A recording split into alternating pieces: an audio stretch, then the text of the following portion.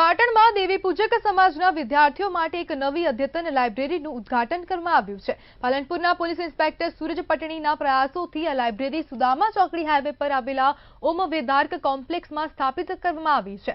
લાઇબ્રેરીનું ઉદ્ઘાટન ખેડાના સાંસદ દેવુસિંહ ચૌહાણના હસ્તે કરવામાં આવ્યું છે। આ પ્રસંગે પાટણના સાંસદ ભરતસિંહ ડાભી, ડીસાના પૂર્વ ધારાસભ્ય શશિકાંત પંડ્યા ઉપસ્થિત રહ્યા હતા। આ સુવિધા શ્રી લીલા મંગળ ચેરિટેબલ ટ્રસ્ટ દ્વારા સંચાલિત છે।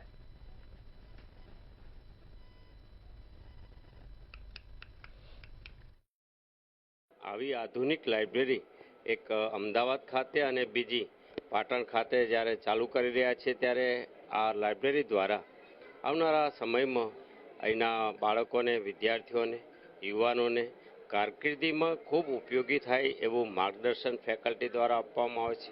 100થી પણ વધારે વિદ્યાર્થીઓ એકી સાથે આ લાઇબ્રેરીમાં ભણી શકે, વાંચી શકે, બેસી શકે એવી વ્યવસ્થા છે। ત્યારે ન માત્ર રીડિંગનું જ્ઞાન પણ આધુનિક સમય પ્રમાણે ટેકનોલોજી યુક્ત ડિજિટાઇઝેશન પણ આ લાઇબ્રેરીમાં થઈ રહ્યું છે।